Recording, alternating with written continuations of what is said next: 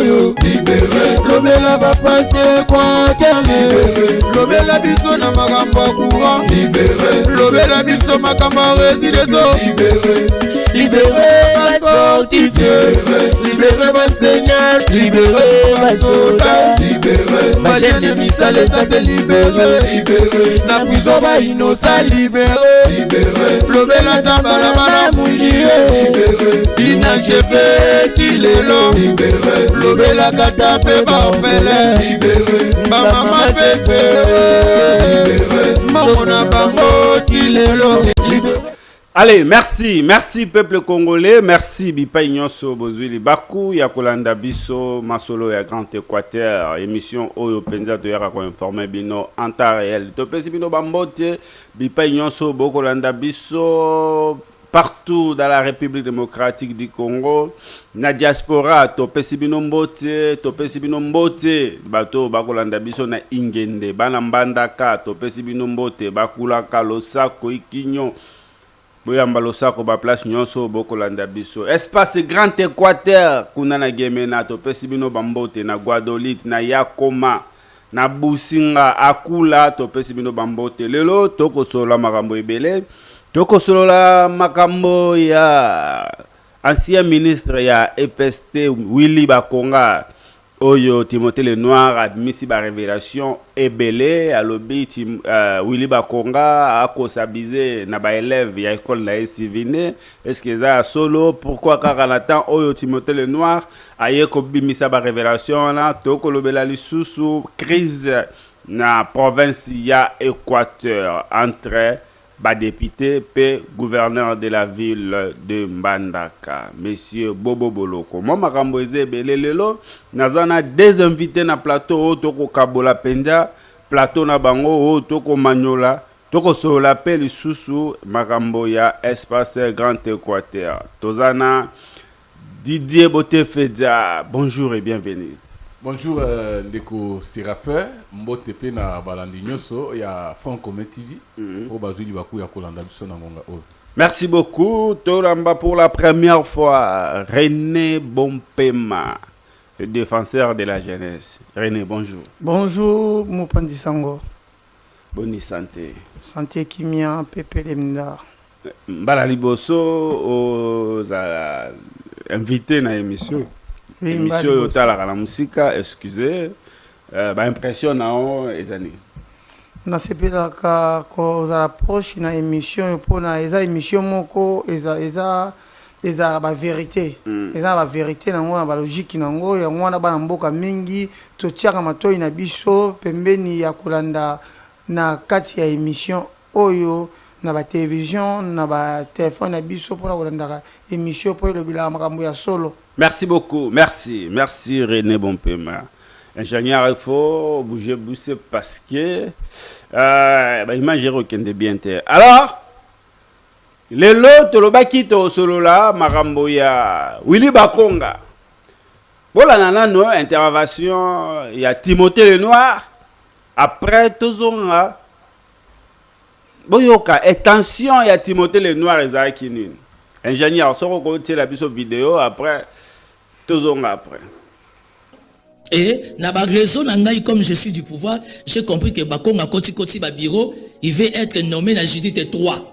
Na lobi voilà.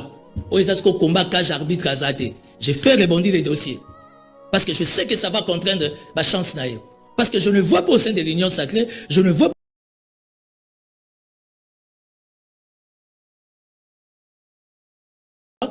Et na ba raison nangai comme je suis du pouvoir, j'ai compris que Bakonga koti ba bureau, il veut être nommé na Judith 3. Na lobi voilà. Oyesasko combat cage arbitre azate. J'ai fait rebondir les dossiers parce que je sais que ça va contraindre ma chance naïe.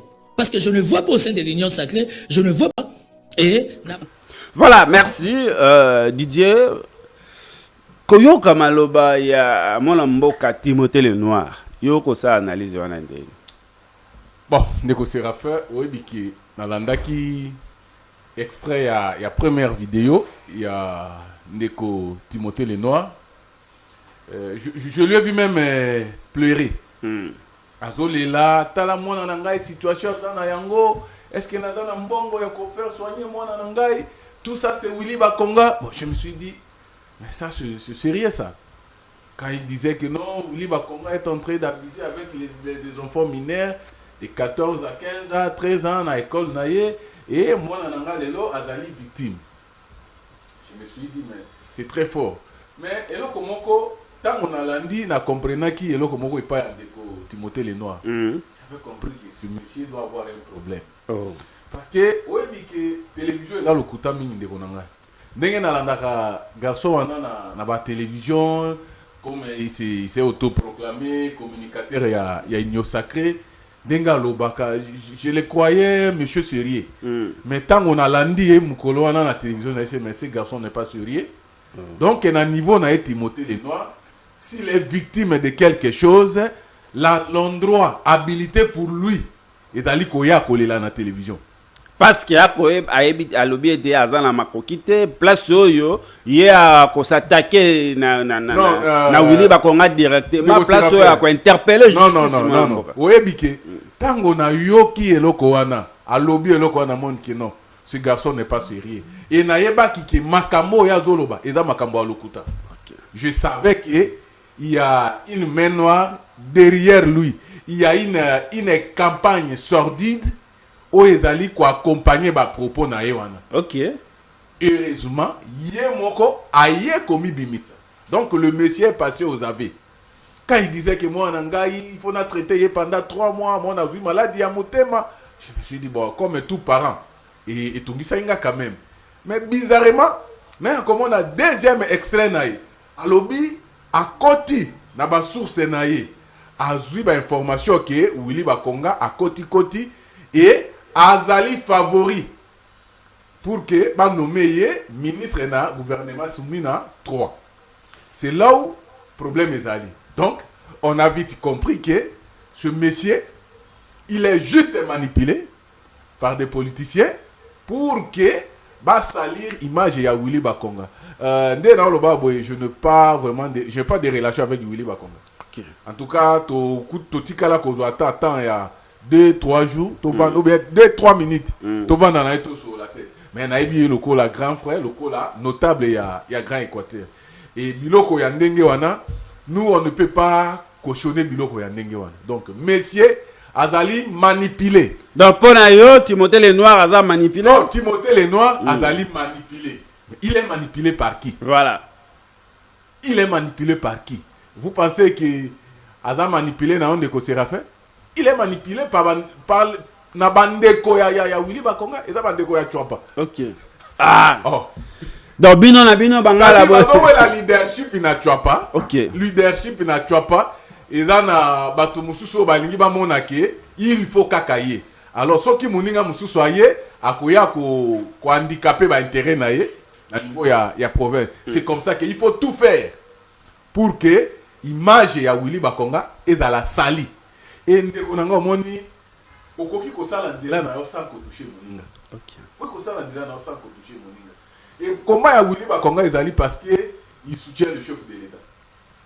Il soutient le chef de l'État. Il est la seule personne dans le moment actuel où il a vu courage. Il a ko soutenir ouvertement publiquement idée à chef de l'État, il y a changement, tout il y a révision, il y a constitution. Oh, puis il y a courage, il y a compétence dans le chef de l'État. Moula na emital. Moula na emital on a chef de l'État. Si comme biloko wana sikonde et comme ko tungisa. OK. Biloko wana et comme ko tungisa parce que eza facilité. Eza facilité na moment oyo. Mboka eza ko tebeta baboye ne kwa télémer lobi non. Moi, je soutiens ouvertement la vision du chef de l'État. Je soutiens la révision constitutionnelle ou bien les changements de la Constitution. Alors, biloko wana est bouleversé bandeko. Parce que c'est comme si bangonde babima bato bazali pro chef de l'État. Bangonde bato babima balingaka chef de l'État mingi. Mais maintenant, Jonker moka ekobima. Tant que Willy Bakonga bimisi eloko wana ibouge obika ki na bwende il a sensibilisé, il a organisé des manifestations pour na koyebisa bato ba bien fondé, il y a idée à chef de l'État ya ko réviser to ya ko changer la constitution. Il a quitté la Chuapa, il est venu à l'Équateur, Nambandaka. Il a organisé des activités. Il a sensibilisé la communauté. Pour la vision du chef de l'État. Alors, il a bouleversé moi Makambo Ebele. Et surtout que Bato Moussoussou, crédibilité, ça, il soutient le gouvernement. Ah bon? Crédibilité, ça, il soutient. Crédibilité, ça, il soutient. Je ne suis pas là. Bato Moussoussou, crédibilité, ça, il soutient. Il y a un Bakobanga présence. Bakobanga Sikoyo, présence, il y a Willy Bakonga. Ce monsieur, vraiment, bon, il n'a pas, c'est ridicule. Timothée Lenoir, vraiment. Non, c'est ridicule, monsieur, c'est ridicule. C'est ridicule, Timothée Lenoir. Eza soni na ndenge na mone la kandeko na ngai omoni biloko yango zomona ya union sacrée yango bato ba déplorer bato lokola ba Timothée Lenoir boye abima non bomona lokola jeune moko sérieux atika pe mandefu atia ba tentira pembe bato ba mona lokola moto mais c'est un gaillard zéro. Parce que imaginez là on a niveau na c'est-à-dire démarche na ezalinde parce que il a appris par des sources fiables que Willy Bakonga est ministrable. Alors maintenant pour lui barrer la route, il faut inventer la roue. C'est ça le problème. Il faut inventer la roue. Va créer Makambu où il existe à côté parce que il faut na rebondir. Faut na rebondir dossier, a rebondir dossier en ezala ki. Tango ayoki ke Willy Bakonga. Ako sala ba démarche obi Willy Bakonga koti na ba bureau pour que ba nommer ministre. Alors, naobi bon occasion yango. Voilà. Donc on a eu occasion yango pour que à salir image ya Willy Bakonga. C'est comme ça que tozako senga parce que je naebi niveau ya ba école wana ya Willy Bakonga c'est venu na Kinshasa, ce sont des écoles de haute portée. Donc na ndimi ke bakoy kozanga ba avocat conseil était. Donc ba avocat conseil a sévigné, il faut pas que ne saisir justice, ba interpeller Timothée Lenoir de répondre na ba acte na ye parce que yepo na ye démarche na ye lobi azana ba preuve te para ba ko témoigner na forum ya ba para ndeko Séraphin zela bisolo ko moko boy omoni ba école ya Willy Bakonga eza ba école oyo bana nyoso batanga kate. OK eza ba école oyo ke bano bakenda kotanga kuna eza bana ya ba parents oyo bazana ba moi ba moyen et je ne pense pas que tous ces parents qui ont appris que Willy Bakonga abuse na bana na bango et tika bafanda bakende ko discuter kango na forum na Timothée Lenoir. Il est qui d'abord? Timothée Lenoir azali nani? Est-ce qu'il avait reçu le mandat ya ba parents wana ba ebisi ke kende ko lobela biso? Parce que awa na Kinshasa mutu nyoso aibi place ba télévision ezali. Et dans les cas d'espèce ba koki ko yamba moto même gratuit na télévision. Ba yambi aloba makambo ya zana yango. Il y a des télévisions to va na ka totala kande kwa ye na likambo ba yambiye. Voilà. Et makambo ya ndenge wana oyo ke Willy Bakonga aza ko abize na bana ya bato et itikala yango copie ya Timothée Lenoir avanda a créer forum oyo moko ayebi o ba para baza kolela. Est-ce que ba para wana ba yebi nzela ya justice te? C'est comme ça ngana loba ki ye moko Timothée Lenoir alobi aza communicateur ya union sacrée. Donc ayebani na bakonzi il a des relations non? Mais ndenge nini yo ba abize na mwana na yo na place yo kende na justice ou ekolela na télévision non. Bakonga n'a pas abusé de qui que ce soit. OK. Problème ezalinde bato bazako banga présence ya Bakonga na gouvernement nde ba utiliser sikoyo Timothée Lenoir. Les gaillards zéro pour que aya ko salir image ya Willy Bakonga. Monsieur le journaliste, je prends la parole aujourd'hui pas comme un partisan de Willy Bakonga, mais je prends la parole comme un jeune leader de l'Équateur, voilà. de l'espace Grand Équateur. Alors, je ne peux pas accepter que Bofandi Kakaboye, Mutumoko Alali, Alamuki, Balmeli, c'est ceux qui zododo, ceux qui ont nini Ameli, à la télévision, et il commence à créer des choses à l'encontre d'un dignitaire, Yambo Kanabino, et Nasuka Lobino, démarche Nanga Ezalinde, parce que Nayoki ke balingi ba nommé ministre, alors il faut tobe bisaye. Merci beaucoup René Bompema. Oui, Mpandi Sango. Enfin Willy Bakonga. Yo pona yo sa analyse en nini? Analyse ya excellence Willy Bakonga Wanaza beaucoup la Calabiso Équateur, bisika Zwamino Losako nano. Yaza notable ya province ya Équateur. Makamondeko Timothée Lenoir, Azako Lobela, Eza Lokuta. Eza la vraie Moutou Aza stage. Ministre d'État lokola Willy Bakonga, Ako Kizeye, Namakama Mike te pour ex-ministre. Oui. Ex-ministre Willy Bakonga ya EPSP. Bakoki ko Kizeye na makamoko ya Mike te pour nini ndeko Timothée Lenoir, ndeko na biso moko ya Grand Équateur. Ye alingaka te bato baza la première ya chef de l'État. Il est cité partout na makambo so amabe. Oh. Ah oui. Alingaka te bato baza la première ya chef de l'État. Alingaka te. Ye soki akei na mboka lokola boende na chwapa. Aningi koyoka solo ya Willy Bakonga te. Nzo ne Willy Bakonga population balingi e pona kenda makambo malamu pona ko défendre chef de l'État. OK. Ye kendeke kuna ko bimisa bien faire habiter. Ye ne salaka. Ye salaka. Abomba ba bien faire chef de l'État. Na minute oyo biso to yebi na Équateur moto oyo aza kosunga chef de l'État lokola Willy Bakonga azate. OK. Willy Bakonga aza kokende na ba discours na ye na ba boende na ba ville ya Mbandaka aza kotambola na ba discours na ye akotika chef de l'État te aza kosunga chef de l'État ba façon nyonso. Ndeko wana Timothée Lenoir ba pesi quelque chose pour na ba proposer na ministre ya le premier ministre madame Somino a proposé babimisa Willy Bakonga ministre nde oza komona bitumba o baza kobundisa Willy Bakonga pona bapese ministère te pona afanda po carrière politique na yesuka ka biso lokola bana Équateur tokolinga ngo te po ya notable bazo accuser Willy Bakonga ako manipuler bana ako sakana na ba enfant mineur eza fait moko infractionnel na mboka na biso mona mboka. Pourquoi bino bo commission ngoka politique ba ko luka ye ba nani réellement ako luka muto wa Willy Bakonga nalingi na biso boye mopandisa ngo naza na posa na mona ba épreuve ona na miso na mona ba épreuve na miso pona soki ba épreuve ezate c'est que ezalo makambo ya lokuta.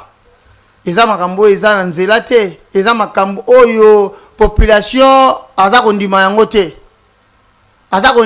pona nini ndeko bapesi ba moyen. Alors pona bino bana Équateur bana espace Grand Équateur na dossier na solution ni bozoli yango idée nini bozoi pona bokoka ko zongisa ndeko na bino Willy Bakonga na ba droit na biso to sengi na chef de l'État a soutenir Willy Bakonga. To sengi na chef de l'État asimba Willy Bakonga pona ye aza notable ya province ya Équateur. Ye aza osa bolamu na gouvernement ya papa Fati Beton. Oyo aza kosunga chef de l'État. Merci. Didier Botefeja pour na to chité na dossier Willy Bakonga parce que to ki mapenja sima ngonga. Bana ya Grand Équateur net yo aux représentants déjà au lobby au kolobela lokola moi équatorien. Alors bino bana Équateur ba décision ni bozwi sima makambo. Ndeko Séraphin je crois na lobaki tant au pesenga maloba liboso que la première des choses ezali ba avocat conseil ya Willy Bakonga na ya école Sévigné ba saisir justice. C'est pour que Ndeko Timothée Lenoir Ndeko répondre na ba acte naï. Parce que le ko la ya ebinzela ya justice te. Le ko la ya ebité que soki muto asali mabe akende ko funda na justice. Maintenant ba avocat ya école Sévigné na ya Willy Bakonga ba saisir justice c'est pour que Ndeko Timothée Lenoir akende ko répondre na ba acte naï et a ebisa biso comment Yé Timothée Lenoir a coquille quoi empêcher que va nommer Willy Bakonga ministre était. Il y a quelque chose qui dérange Ndeko Séraphin. Tous ces membres du gouvernement que vous voyez, tant que bakindaka na ba descente, bakindaka na ba frais à l'État. Il y a des fonds que l'État décaisse pour na ba mission, il y a ba ministre. Okay. Mais Willy Bakonga tangazo kende, a okende na mbongo na ye moko. Il faut koyeba. Akendaka na ba moyen na ye moko, ache ba moyen na ye, ake ko sala activité pour na soutenir chef de l'État. Très bien. Mais bandeko wana soko oza ministre soko olingi okende l'État abimisaka mbongo. Ouais. C'est prévu na budget ya l'État. Misolo bimi pour que yo okende na mobembo na yo. Mais ndeko Willy Bakonga akobimisa mbongo ya libenga na ye. Et eloko mosusu ezali ke ce sont les mêmes personnes. Oyo ba orchestraka manœuvre pendant les élections pour que ba invalider Willy Bakonga na Seni. Et parce qu'il y a eu des invalidations injustes. Oti lelo Seni a koka ko prouver yangote. Il y a même des victimes qui avaient saisi la justice et justice et kata makambo en faveur ya ba victime wana. Je prends l'exemple ya Bokula Kansam Bokolombe. Akendaka na justice ba sambana Seni atikala ko prouver que Bokolombe il avait fait ceci à Tchaki Mobula sala ki ba prouver yangote. Et ba condamna République, il faut à dédommager. Donc, c'est le même groupe où les salaki va créer le corona pour que va invalider Willy Bakonga parce que azalaki le mieux éli à Boende bato a voté qui est ming parce que moi ngai na 2024 mobimba ti na 2025 nazaki ko sa na Boende nazaki ko sa na Boende na yebi mutu force na ye na mboka wana na Boende. Willy Bakonga n'est pas le moindre na Boende centre one. Merci. Alors bato bazobanga influence na ye ndio moni bake ko utiliser ndeko wana Timothée Lenoir pour que aya abebisa image ya ndeko pono ki ba nommé. Alors na ngina souki sa ndeko Séraphin. Je crois que bandeko il faut quand même tozoa conscience. Au moins makambo mususu tango tozoa na entre biso to loba mais on peut pas accepter mutu moka la muki kaka na tongo boye aiko cracher sur ndeko na bino na likambo ezangatina. Tout cela parce que bazobanga Willy Bakonga akoma ministre mais akokoma kaka ministre. Parce que son volonté à chef de l'État ezali ki ba nommer ministre ye Timothée Lenoir ako empêcher te. Parce que yazande mutu ba pesa moi 2000 moi 3000 kende koloba amande funa ya pembe nenga tete. Merci Mwalamboka Didier Botefeja to koki mapenja sima ngonga crise na province ya Équateur. Mokande koyaki réquisitoire. Justice congolaise sengi na ba député ba autoriser poursuite ya gouverneur ya province ya Bobo Boloko na simanango ba dossier boté belé ba quoi ici président assemblée au lieu ba autoriser poursuite ya gouverneur ni ko le kapenda réellement na province ya Équateur Didier Boté. Ndeko Séraphin na ingaki o mekanano ko zala un peu clair. Crise ezali na province Équateur na niveau nini? Question tout les ayo mais na seki kaka o expliquer ngana no. Na parlement. C'est là yo moni crise ezali. Le parlement na exécutif ba on nyoso priseeza. Donc là non. Ce qui se passe là non mais donc ça débattre yo poser la question. Débattre ngana poser ba question te maintenant lobi boyi. Voilà. Crise ezali entre assemblée provinciale na exécutif ou bien crise ezali au sein de l'exécutif ou bien crise ezali au sein de l'assemblée. Répondre kaka yo. Na répondre kaka. Mais pour Nangai, crise ezali au sein de l'assemblée. Na kati assemblée. Mais il n'y a pas une crise entre l'exécutif provincial et l'assemblée provinciale. Parce que pour que tout le monde a crise ezali entre exécutif et l'assemblée, il faut que l'assemblée a qui initiative moko contre l'exécutif provincial et sur base de ça, crise est côté. Mais jusque-là, je n'ai jamais vu une initiative de l'Assemblée provinciale qui a été bloquée par l'exécutif provincial. Pour qu'il y ait une crise entre l'Assemblée provinciale et l'exécutif. La crise, c'est au sein de l'Assemblée provinciale. C'est entre les députés. Entre les députés, mais comme la politique elingaka ko benda makambo mosika, c'est comme ça oki bato bazolo ba il y a une crise entre les la vérité bon Mboka Didier la vérité bakoloba te muto aza auteur ya crise wana eza gouverneur bobo auteur ya crise elingi loba nini ye muto akotia misolo pona panja assemblée provinciale akopanda assemblée elingi koloba nini est-ce que oki assemblée kuna ba pandi oki ba député ba bundi bazo siéger te mais lobby assemblée siéger qui lobby assemblée siéger qui bazaki na plénière et lobby siko ensemble ba pandi wapi na ebite soko Équateur za assemblée mbale pour ceux qui ont l'Assemblée provinciale au biso toyebi na ba information tozali na yango yo pour yebi yango il y a eu plénière hier plénière et salema kilobi sikoyo Assemblée provinciale o epanzani oyo wapi Assemblée provinciale na minute tu es en combien de présidents parce que président o babengi na Kinshasa ne président assemblée provinciale oyo ba ko reconnaître yé na ministère intérieur a bengi président le président est à Kinshasa comment plénière ba kozala mbandaka na absence ya président assemblée président na ba député balongola ki pourquoi pour quelle cause bon bango moko ba évoquer ki ba cause na bango ndenge balobaki bon je suis pas vraiment le porte-parole de l'Assemblée. Mais aux autres côtés là, parce que je suis en train de relater les faits. Opposer une question. Si on a expliqué au lobby na côté libango. Et on a expliqué na côté libango. Est-ce que nous avons information que ba député ba kota qui plénière. N'absence à président. Non écoutez, poto comme maintenant kuna. N'absence à président. Poto comme maintenant kuna. Makambo bandi boye. Bien que le président. Non, c'est là makambo. Non, mais ba député ba. Non, c'est là to que malembe. Makambo bandi na na plénière ba kota qui pour que ba examiner réquisitoire et à ministère public. Il y a procureur général après la cour de cassation ou ya senga qui na assemblée provinciale qui va autoriser gouverneur à répondre na ba interrogatoire na ye. Makambo nyoso ebandi wana. Tango ba kota qui na plénière. Ba tiaki commission PAJ pour que ba yo capé intéressé ça dit moto ba fundi.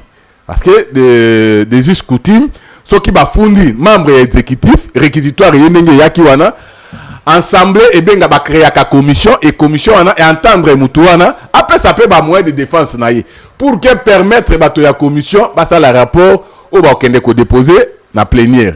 Et commission ça la qui rapport, ba tangi rapport na bango, commission même est recommandé na plénière que ba rejeter réquisitoire wana. Et après la lecture, il y a rapport, il fallait qu'il va passer na vote, il y a réquisitoire. On est sika makambo et kobanda. Très bien. Tango ba komi na vote, il y a réquisitoire. Président lobby va voter vote secret.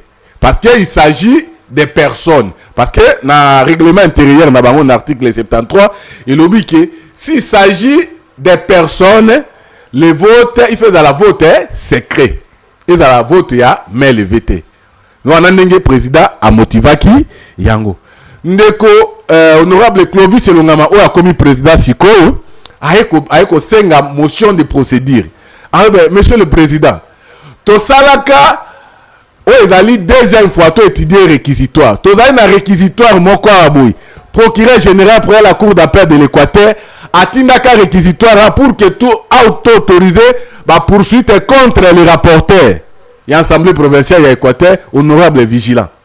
Mais dans la plénière, séance tenante, il y a le président Obisaki Bisoto voté à main levée.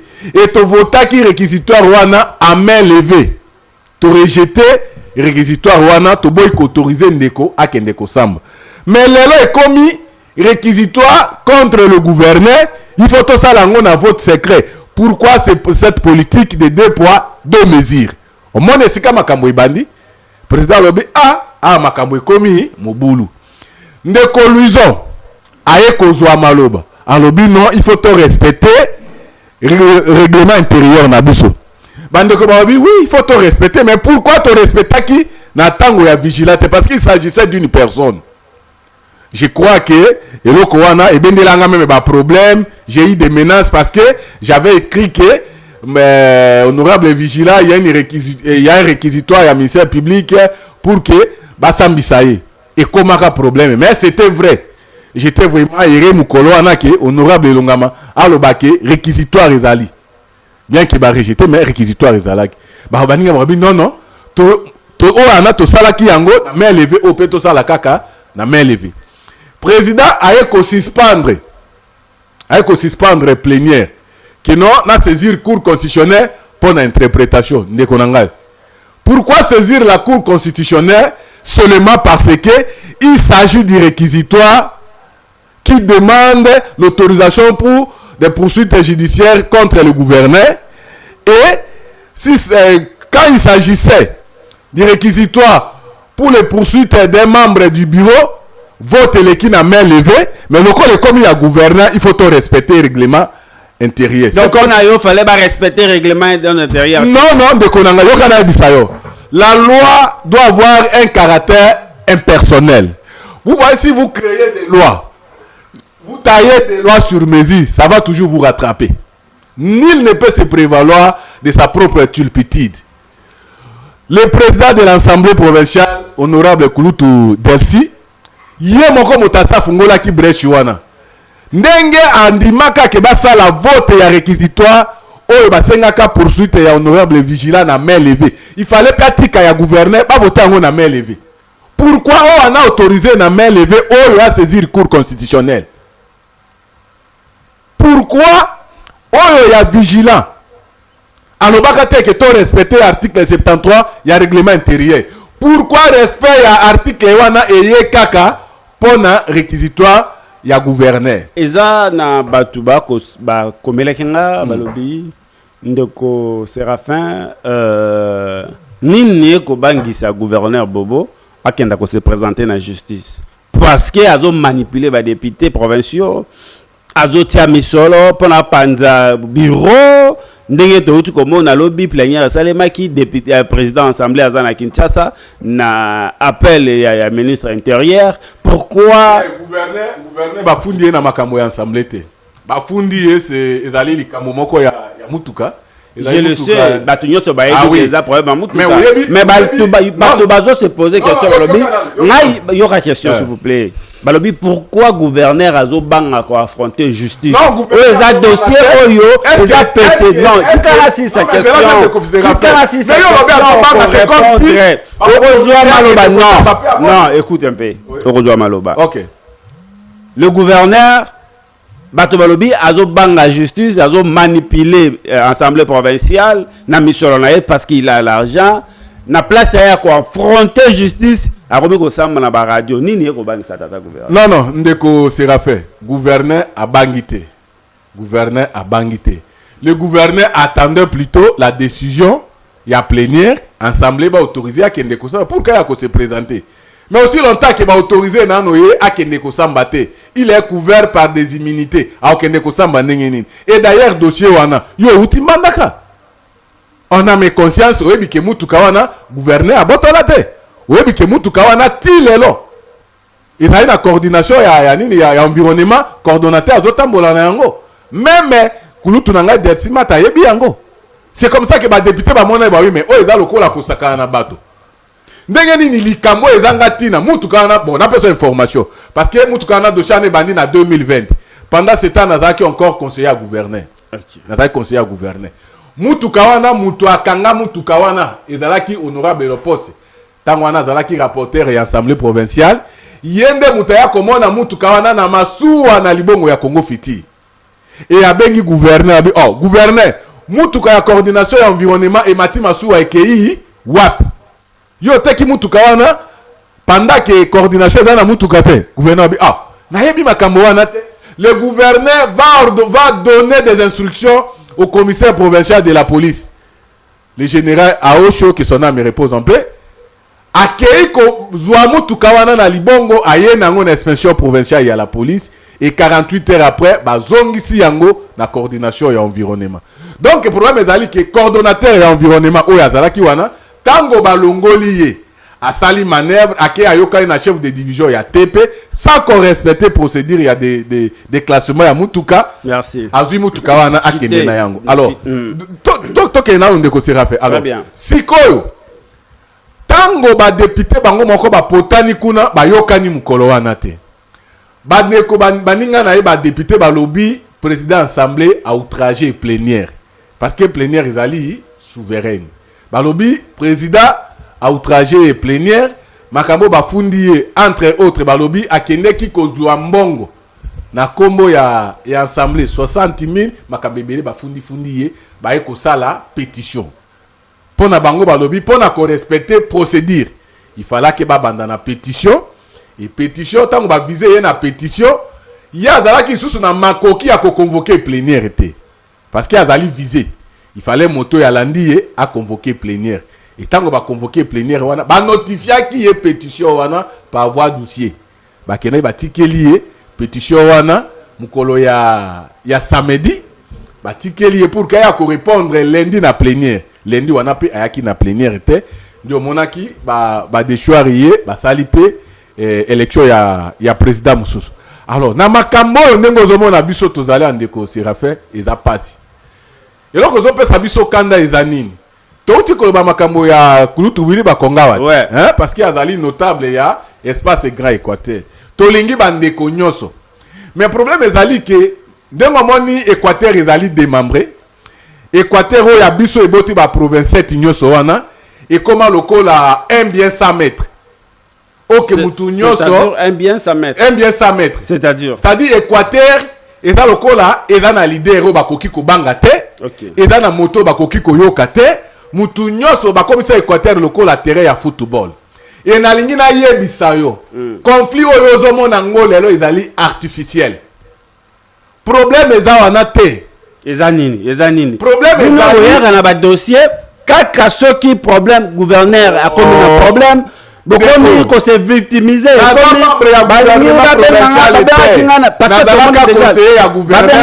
parti politique na bango parti politique wana bokomi ko se victimiser tona ko se victimiser c'est notre affronter la justice, c'est notre indignation.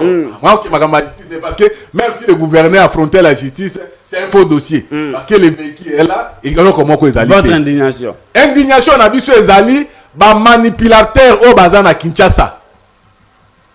Ba manipulateur au bazana Kinshasa ba tirer de ficelle. Bangonde bato ba ko tia mobulu na Équateur. Crise ozomona lelo ezali alimenter na Kinshasa. Et cause ya crise wana ezali nde ba projet au chef de l'état atindi na Équateur. Ah bon? Et sali bato mitema evimbi. Bato bakosaka lokola balingaka biso. Mais en réalité balingaka biso te parce que soki moto alingi yo il faut asepela na bonheur na yo soki moto alingi yo il faut asepela mona yo ozali en bonne santé il faut mona yo okole ya kitoko mais soki moto alobi alingi yo mais alingi mona olati kitoko te alingi mona otamboli na mutuka te alingi mona na mosi ya kitoko te alingi mona bana na bakotanga na kilasi ya malamu te ça dit ndeko wana c'est un hypocrite bozo akize nani oyo aza hypocrite o alingi abebisa bolamu ya bana Équateur. Voilà ndeko Séraphin je crois que yo ozali mona Équateur bozo tout simplement parce que ozali journaliste. Mais non, je ne suis pas là-bas. Écoutez, je suis tu es journaliste. Voilà. Mais ngana yebisi yoke. Crise ezali lelo, ezali alimenter na bato baza na Kinshasa. OK. Ezali na bandeko na biso, ba dignitaire na biso ya espace grand Équateur, o balingi ba mona développement ya Équateur te. Oyebi Équateur et etikala jamais ko bénéficier na 18 ans. Ya Joseph Kabila tozwa penda eloko penda ou etika lokola édifice na Équateur ke batonga ezate. Très bien. Na 18 ans Joseph Kabila batika la ko inaugurer na chantier moko na Équateur. Mais au moni na période ya Fachi Beton afungoleli biso motema. Eloko ya liboso Tshisekedi asalaki pona biso bana Équateur pona ko honorer biso ezalaki ya kotonga sanctuaire ya Isidore Bakanza. OK. Gouvernement ebimisa mbongo lelo dossier wana place projet wana place ekenda ebanité mbongo ebima mosala esalema te lelo bandeko bayoki ke chef de l'état abimisi mbongo pour que batonga université na Équateur pour que batonga bâtiment assemblée provinciale basala makambo ebele na Équateur bande comité maebebi pona bango il faut kaka bakota na ba marché wana ba na ba société na bango fictive ndenge omona ki basalaki na sanctuaire ya Bakanza on nous a amené une société fictive relief on a Kinshasa bureau nango ezalaka te une société mallette et kenda bazwa ngongo opération grand damage bakaboli opération grand damage bakaboli mbongo société suka lelo chantier ekufa projet lala lelo lokola makambo université ebimi je crois ozalaki na mandaka nga na Kinshasa omona ki ndenge bato bakowela na bakembandaka bakobundana société eganyaki marché ba oyo baye jamais il faut ezala biso mais pourquoi mais bino boyobi bolingi chef de l'état mais pona nini makambo chef de l'état kosala oyo kosala ke population balinga ye oyo kosala ki population basepela na ye bino bozali kobloke yango. Qui sont derrière tout ça, Didier Boté-Feta? Qui sont derrière? Ezali certains dignitaires ya Équateur, notables ya Équateur, oyo bayebana na makambo ya mabe, oyo balingi province ya Équateur et se développer. Je m'en vais pour saluer le ministre Jean-Luc Eboussa. C'est Kulutu Moko. Namona nano moto. Ça c'est ya bo moto. Merci Didier. Toroki Massima Bonga. Merci. Pourquoi na lobby boy? Parce que ndeko wana alingaka ko s'ingérer na makambo ya ba province te. Alingi kokota na makambo ya ba province te. Mais ça la bande comme sous balingi ba mona ou bien se comparer le cola na président Tshisekedi que makambo nyonso il fait passer par Yibo. Merci. Ça qui peut battre le makambo passer par eux. Merci de malamu René. Crise à l'Équateur. Analyse les années vite fait ba ko signaler bisongonga. Analyse na ngai la province ya Équateur. Eza source na ngo eza gouverneur de la province ya Équateur. Père Okosi. Ndeko nabengaka ndeko Bobo. OK. Ndeko Bobo amona province ya Équateur koma royaume yaye na bana ye. A commissaire au royaume. Oui. A commissaire au royaume yaye na bana ye pona ko manipuler bana ya province ya Équateur toujours ko kanga bango ba menace na assemblée provinciale pona ko tia mobulu na assemblée provinciale pona ye alongwate alobango alobi soki bakangi ngai lelo na kisasa na ba révoquer ngai misolo ko kenda na kati ya capitale bambisi ko kenda pona ngai nde naza akomema bambisi akomema misolo na capitale. Wala ndenge ya loba. Oui, ya loba bongo. OK. Ndeko bo loba bongo. J'espère que vous avez la preuve tango loba. Oui, ba preuve ça. On a la preuve. Même tango. Merci d'avoir assumé. Oui, on y est. Yo posa preuve. Oui, ba preuve ça. Merci d'avoir. Kanganga ya kanganga 3 députés. OK. To kota ba prison. To kima province ya Équateur to na Kinshasa likolo gouverneur. Ah, yo akimisa wa province. Oui, akimisa wa province. Azako lo baloni na prison. Ayem sanga bien na bomi moto kanganga ozalate. Wala na prison. Oui, la prison na kati ya prison. La prison centrale ya ville ya Mbandaka. OK. Gouverneur, le chaque temps, le 12 est juste à quoi visiter, on n'a pas côté à la nation, on a ça, on a bimi, on a ça, chaque midi, le gouverneur a surveillé. OK. Alors, quand ça tient de redire, non, quand ça n'est ni. Yo bungin de qu'on a bien le gouverneur. Mais toi, ouais, quand la caille va la justice, c'est la gouverneur. Mais gouverneur a surveillé. À quoi ça tient de redire? Na quoi ça tient de période bakanga caille na zakina. Bulut. Na quoi ça tient de redire? Na quoi ça n'est ni gouverneur. Didier Malobeza pas na hote. Gouverneur chaque 12 heures azoya ko visiter yo atala ceux qui osent la carte à prison. Oui. Pour la Rolande la bien fait la province de Équateur.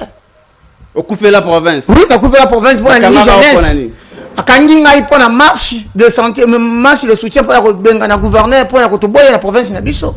Boboya ka epoigné. Toboya pour misana ya za eza kotambola malamu te. Neti nini.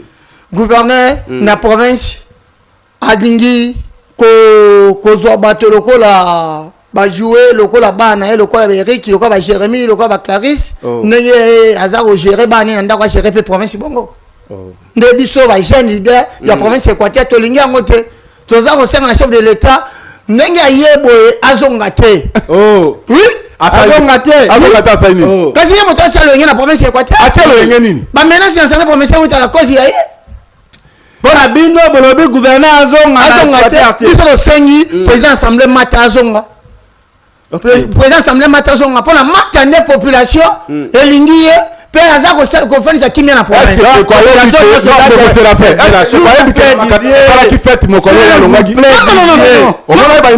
non oyebi ke bato basala fete na makanda mokolo ya longwa basala fete mpona bamoni ye mata aza leader na bango mpe province asali fete mokolo balongolaki ye basala fete na makanda Didier parole eza pa na yo te olobaki ta molaya awa moninga alobaki eloko te bajeune ya province ya Équateur balobi nini nalingi koyebisa eloko moko mopandisa yango bande commission ya moni bango babengi baza ba défenseur baza ko soutenir makambo mabe gouverneur aza ya province ya Équateur bango baza ko soutenir gouverneur ba jeune wana boye bango te population akomi na un na bino pa boza ko sunga population te boza ko kende ko ta ba intérêt privé ya bino moko pona gouverneur il a peut donné un peu quelque chose après sinon bongo pona ko soutenir ba bêtise na ye yango na sengi na bino bandeko boza na moni bino na ba groupe bokomi bino ba défense ya Équateur ba défenseur Équateur qui a défense ya Équateur boza défendre Équateur na nini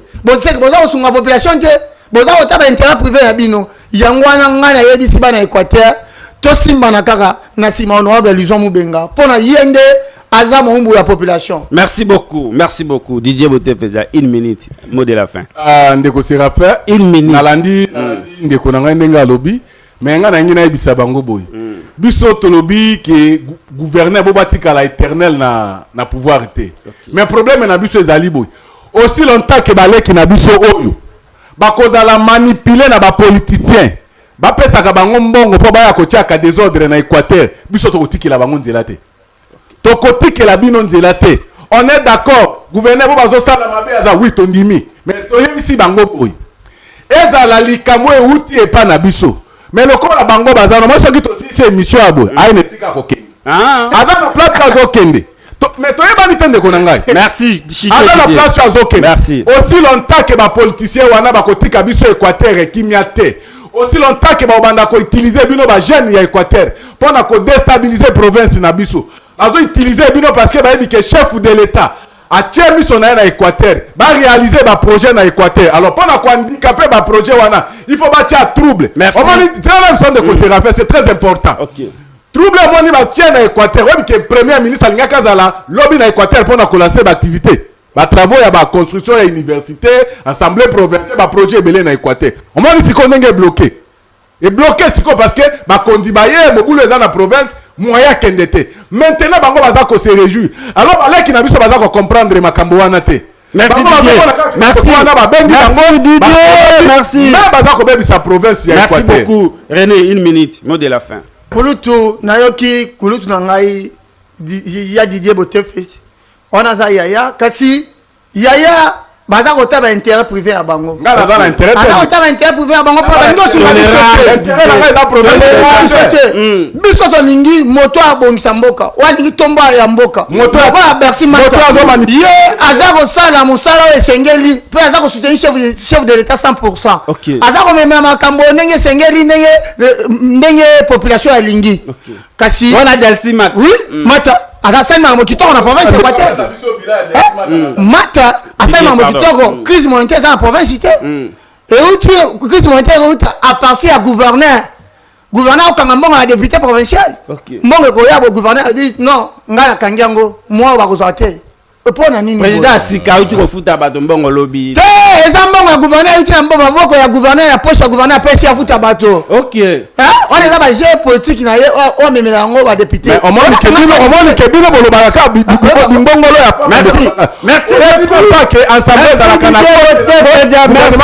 merci peuple congolais merci ya mbongo ya ensemble bakolandi biso tina suka merci biso na pasi ya mboko yo lobela bapasi Équateur lobela biso na makambo ya courant lobela biso makambo ya résidence libéré basportif libéré baseigneur libéré